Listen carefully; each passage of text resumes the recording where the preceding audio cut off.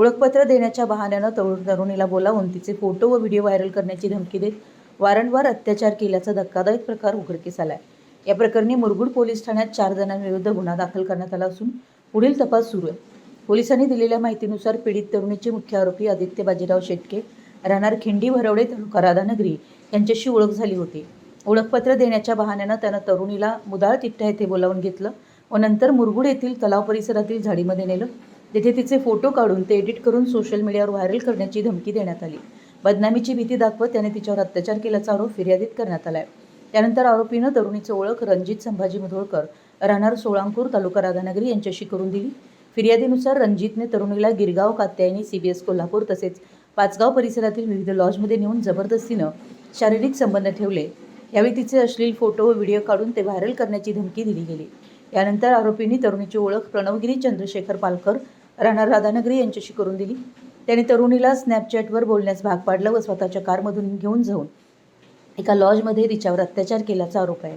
तसेच विक्रम रामचंद्र पाटील राहणार भुजवडे तालुका राधानगरी याच्याशीही ओळख वाढवून देण्यात आली। त्यांनी पाचगाव येथील अशोकराज लॉजमध्ये नेऊन जबरदस्तीने शारीरिक संबंध ठेवल्याचं तक्रारीत नमूद आहे। फिर्यादीनुसार मुरगुड येथील तलाव परिसर, गिरगाव, कात्यायनी, CBS कोल्हापूर परिसरातील लॉज, अशोकराज लॉज व टॉप हिल लॉज इथे वेळोवेळी पीडितेवर अत्याचार करण्यात आले। तसेच प्रकरण मिटवून देण्यासाठी आरोपींकडून पैशाची मागणी करण्यात आली होती।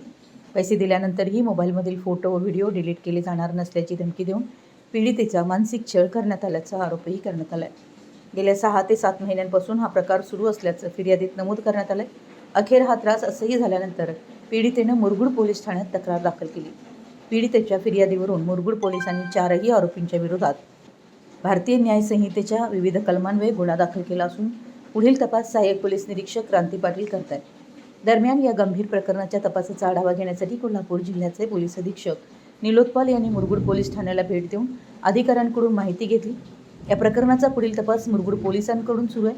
तथापि आरोपी प्रणवगिरी व त्याची आई प्राध्यापिका ऐश्वर्या पालकर हे शिक्षण क्षेत्रामध्ये तसेच महिला दक्षता समितीमध्ये असून त्यांचा मुलगा अशा प्रकारामध्ये असल्यानंतर त्या विद्यार्थ्यांवर काय संस्कार करणार अशा संतप्त प्रतिक्रिया राधानगरीमध्ये उमटत आहेत। त्याचबरोबर हे प्रकरण मिटवण्यासाठी आरोपींकडून जोरदार प्रयत्न सुरू असल्याची चर्चा देखील परिसरामध्ये होती।